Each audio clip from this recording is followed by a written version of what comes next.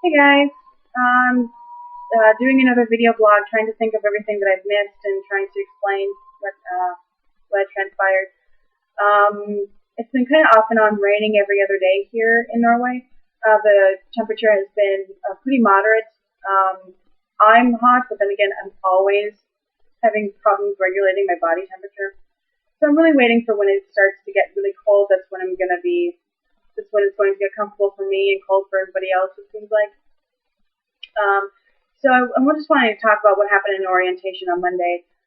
Everybody went up and talked a little bit about themselves, affiliated with the school, what their position was, what they do for the school and such. I get up there and I practice a little bit of my Norwegian. I'm giving an introduction of myself in Norwegian. And as soon as I get done with that, then some people are applauding, it was really nice to have that affirmation. And I had heard from a few other students that they were really nervous about their English skills, and I said, now you know that you're not the only person who has problems with another language. I did that for a reason, so I can relate to how nervous you might feel in class trying to, you don't want to say the wrong thing. If something is said wrong, you don't know if you're saying a word that's bad or misconstrued or whatnot. And so I really wanted to explain to them that, now more than ever I understand. And if in my classes, you definitely don't want to or you definitely want to practice your language because I have to practice it. It's almost by force that I have to practice it because who else around, when I go to the post office or grocery store, I'm going to be running into problems. It was my language, and so I need to practice it. It was the classes are a little bit different because they don't register for classes until after like the first week has gone by. They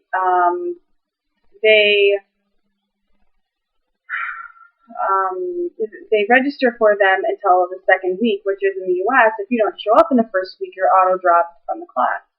And so I tried to. It's hard to plan class plans and to give them ideas what the class will be without doing too much, because then what happens if they take it and they're not there, or they drop it and they have the materials and such? It's a little bit of a different setup.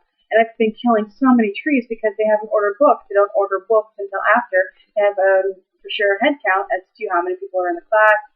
It's really difficult to do class planning and photocopying all your materials and stuff beforehand to give them. So it was that's a little bit different. I did give the students their first readings to be due for next week, and so that hasn't been a problem. My first class is Composition 110. All 70 students have to take that. There's two different sections. But regardless, I'm having 70 composition students. To some people, that might sound like absolute hell. Me, it's not so bad. This is what I'm going to school for. So I'm actually really excited about having so many students. There's going to be 4 papers instead of 5. For obvious reasons, there's 70 students. There are 4 pages instead of minimum 5. The pages are also a little bit longer instead of 8 by 11. It's the longer piece of paper, which is it's different. It kind of when you first see it, you're like, what? Is this right? It almost makes you question what you're seeing if your eyes are all right, almost, because it's just different enough for you to notice it, but you don't quite know for sure if you're noticing it the right way. If you get what I mean, I don't know. So I have my composition classes is based upon American or the United States presidential inaugural speeches. So we've been having discussions in the past composition classes of not only claims and evidence, which is what they'll be learning in this class. A majority or a major point of composition is claims and evidence and supporting your claims, controlling idea and thesis and stuff like that. But it's also just, these students will be coming over to America to finish their education. Some of them will be staying, some of them will be going back. But the main goal for them is to go to the United States and have an American education. So I think it'd be good for them to have some sort of ideas to how the presidential system or how that executive branch works, how kind of how the government is set up, the cultural aspects. We hear a lot of things about whether people like the United States president, and they just kind of assume Americans are like their president, and that's really not the case. It may be our representative to the rest of the world, but it certainly doesn't. Our president is it's not necessarily, it's a representative, but it's not all encompassing of who we are as a people.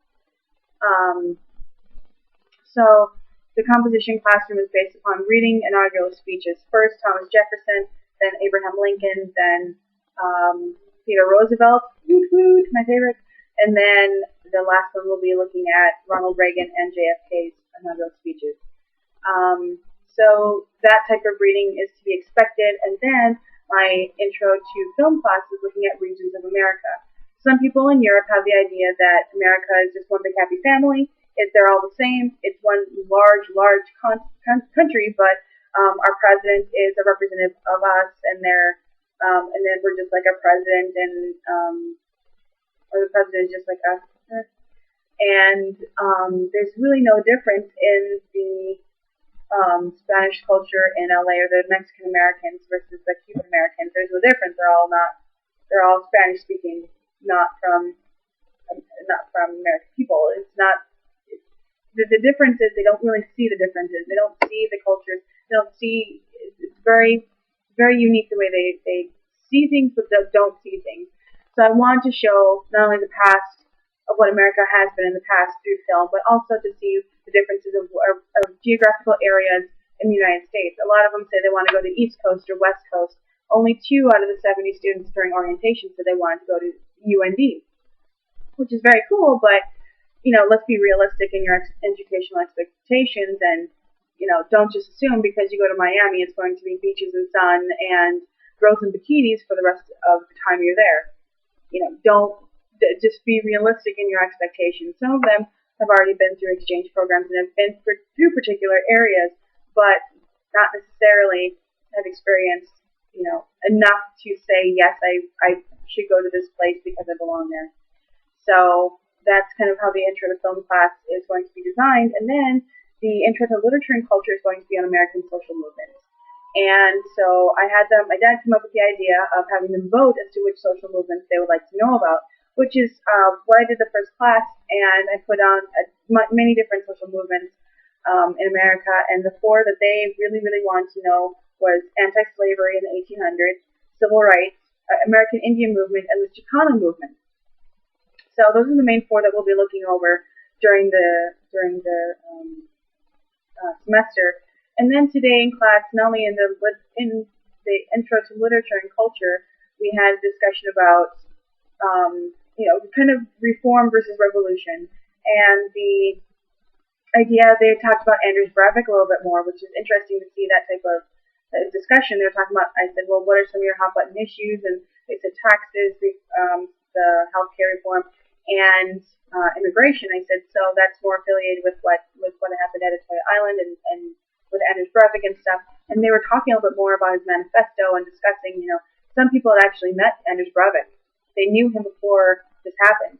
And so it's really interesting to hear their viewpoints about how they said he was perfectly normal and he was social. He always seemed in control of his emotions. Maybe he did this for publicity. Maybe he's obviously very sick and crazy.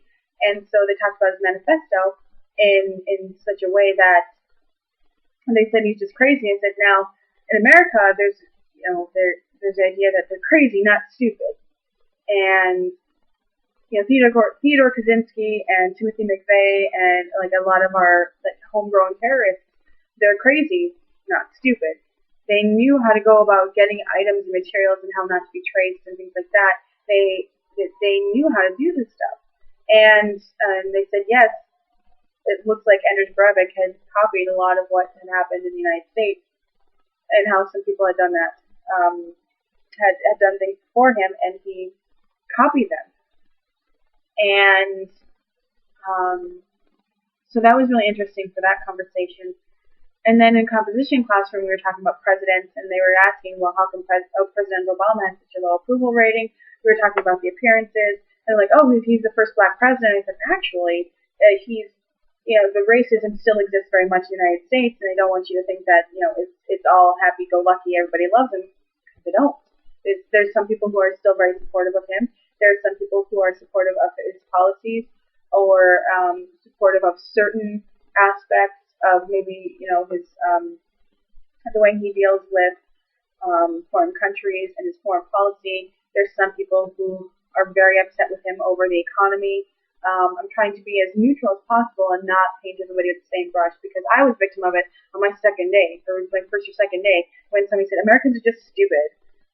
So I made sure to comment to make sure that they knew that I was trying to be as neutral as possible, and if they knew or if they wanted to know my personal opinion, they would ask. I would tell them, and I would be fruit fly. That I would be as honest and forthright as possible. And because I've seen too many times, too many people just take their own personal opinion and say, this is all you need to know, this is what you need to know, and just force their opinion on somebody and take it as gospel, and it really, really irritates me when somebody does that. Well, what I believe is what you need to know. No, you need to give them all angles and let that person decide. So we talked a little bit more about the presidential election, how the Iowa caucuses have been going, or, with Michelle Bachmann and Herman Cain and Newt Gingrich and Ron Paul and Rick Perry and the people that are going on the Republican ticket. And they're actually really fascinated by the politics. They're really interested in knowing how this works. And they are really interested in knowing when they get over there, there's going to be in the thick of politics. There's going to be the thick of re-election and election years and stuff. And they're going to need to know a lot of this stuff. So I take my job very seriously in that aspect, that I'm not going to lie to them, and I'm going to be forthright and honest if something isn't perceived the same way. Because I know that when they get to America, there's going to be somebody to say, no, you were told wrong. Abortionists thought it was very bad. Not to everybody. It needs to be as neutral as possible, and I need to keep my own politics out of it. Or if I do go into that arena, that I need to make sure that I explain myself fully, that I cannot just say this is the way it is in America, and knowing that it was my biased opinion, or just an opinion of mine.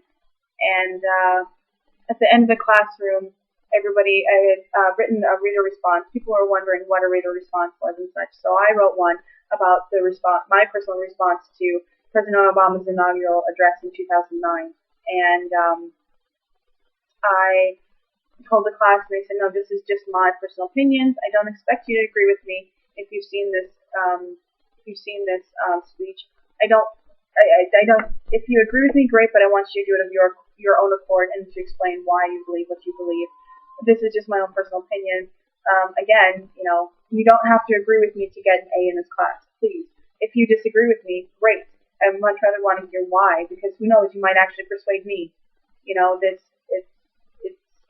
all about supporting your claims through evidence, and good, solid evidence, not what you find on Wikipedia or what somebody had told you on the internet or something. And at the very end of the class, I was in my office, and one student had come into my office and shut the door right away, which is not. At first I was like, what? Okay, so we're going to be talking about some pretty heavy stuff. And the student came up to me and said, I noticed you mentioned in class before how somebody had said, oh, all Americans are just stupid. And I'm on behalf of all Norwegians, I apologize.